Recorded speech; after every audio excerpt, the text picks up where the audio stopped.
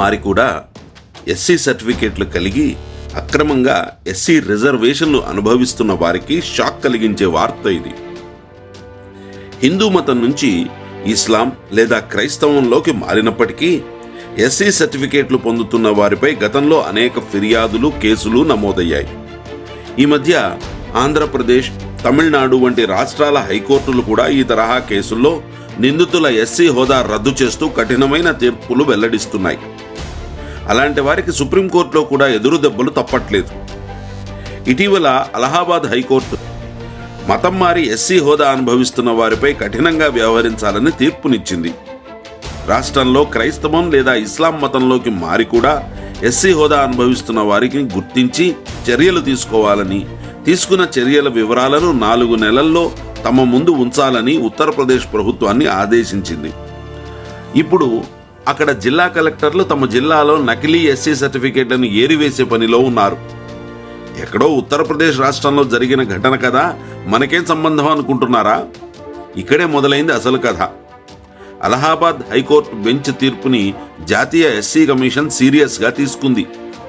దేశవ్యాప్తంగా ఈ తరహా ఇన్వెస్టిగేషన్ నిర్వహించాలని జాతీయ ఎస్సీ కమిషన్ నిర్ణయించింది. ఈ మేరకు అన్ని రాష్ట్రాలకు నోటీసులు జారీ చేసింది. అయితే జాతీయ ఎస్సీ కమిషన్ నిర్ణయం ఏపీలో తీవ్ర చర్చనీయాంశం అవుతోంది. ఎందుకంటే ఆంధ్రప్రదేశ్ పరిస్థితి వేరే చెప్పక్కర్లేదు. అనేక మంది బహిరంగంగానే క్రైస్తవాన్ని ఆచరిస్తూ ప్రభుత్వ రికార్డుల్లో మాత్రం హిందూ ఎస్సీలుగా చెలామణి అవుతున్న అనేక ఉదంతాలు కళ్ల ముందే కనిపిస్తుంటాయి. విద్యార్థుల దగ్గర నుంచి ప్రభుత్వ ఉద్యోగులు, రాజకీయ నాయకులతో పాటు చివరికి క్రిస్టియన్ పాస్టర్లు సైతం ఎస్సీ సర్టిఫికేట్లు కలిగి ఉండటం అనేక సందర్భాల్లో గమనిస్తున్నాం.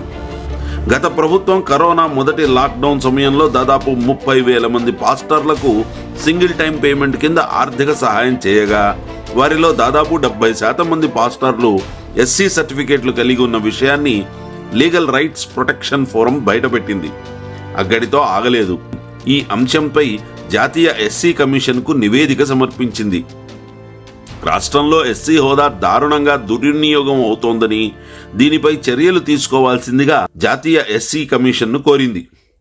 దీనిపై స్పందించిన జాతీయ ఎస్సీ కమిషన్ ఈ మొత్తం వ్యవహారంలో చర్యలు తీసుకుని వాటి వివరాలు సమర్పించాల్సిందిగా ఆంధ్రప్రదేశ్ రాష్ట్ర ముఖ్య కార్యదర్శికి ఆదేశాలు జారీ చేసింది. రాష్ట్ర ప్రభుత్వం కొంతకాలం సమయం ఇస్తే ఈ వ్యవహారంలో చర్యలు తీసుకుంటాం అని సమాధానం ఇచ్చింది. ఈలోగా దాదాపు 4 ఏళ్లు పూర్తయింది. రాష్ట్రంలో ప్రభుత్వం కూడా మారింది.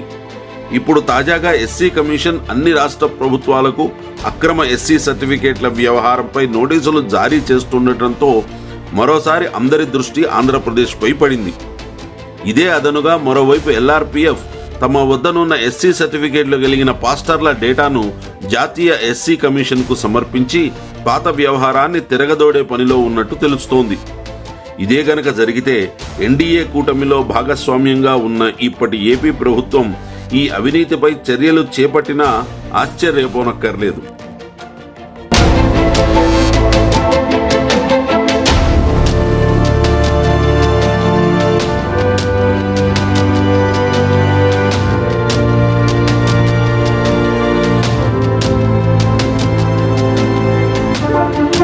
మరిన్ని వీడియోల కోసం ఈ యూట్యూబ్ ఛానల్కి సబ్స్క్రైబ్ చేయండి.